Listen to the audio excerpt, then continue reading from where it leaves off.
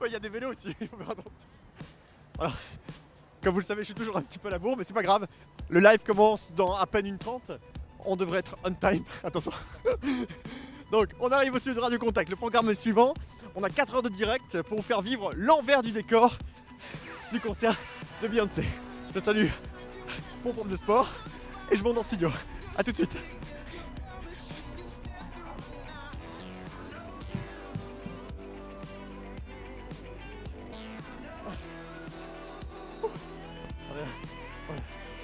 Bonjour.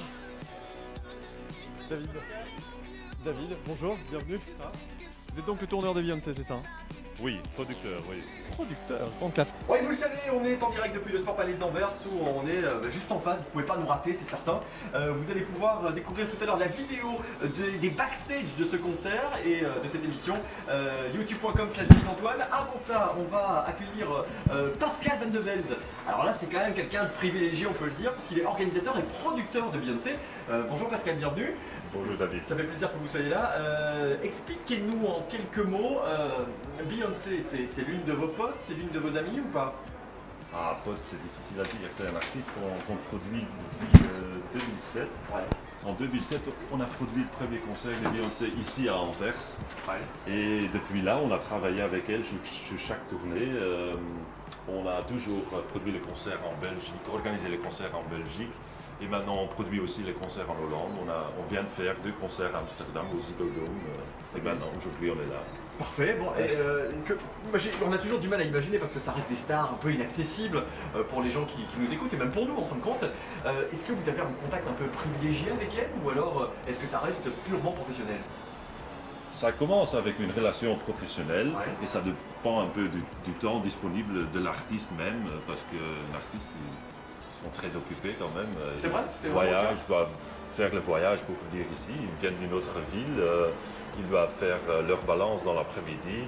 De temps en temps, ils font des promos, des trucs, ils des doivent se associations, relaxer. bien sûr, ouais. Il y a des amis qui viennent, ils doivent monter sur scène, elles chantent pendant 2 heures.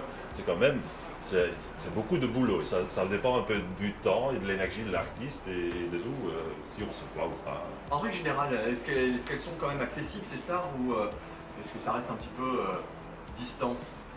Parce que vous m'avez dit en antenne, hein, je ne savais pas, mais vous avez produit Justin Bieber, les Black Eyed Peas, Justin Timberlake, Prince et bien d'autres. Donc vous les connaissez quand même quoi. Au niveau du carnet d'adresse, ça doit le faire. Bon, c'est pas évident, c'est jamais évident de rencontrer l'artiste parce qu'ils sont quand même bien isolés, bien protégés.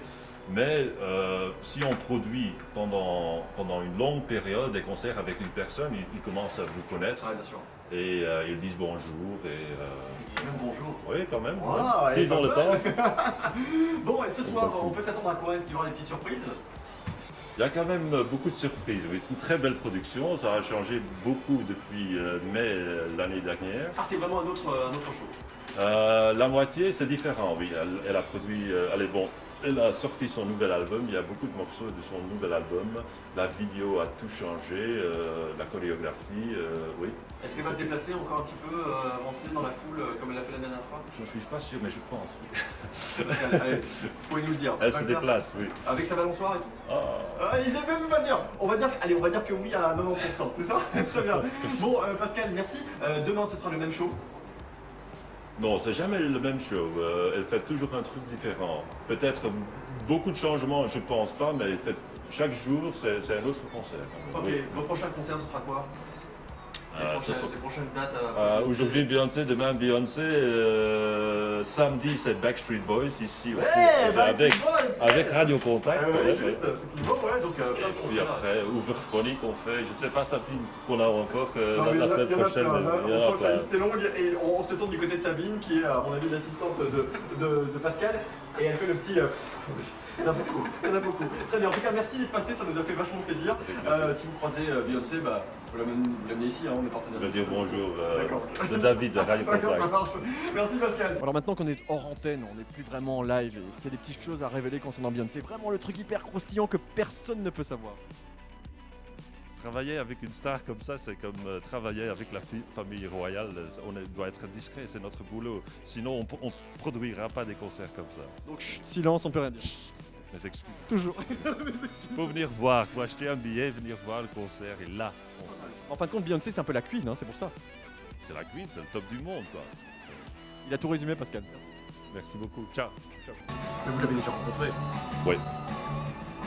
Vous ne pouvez rien dire. Non.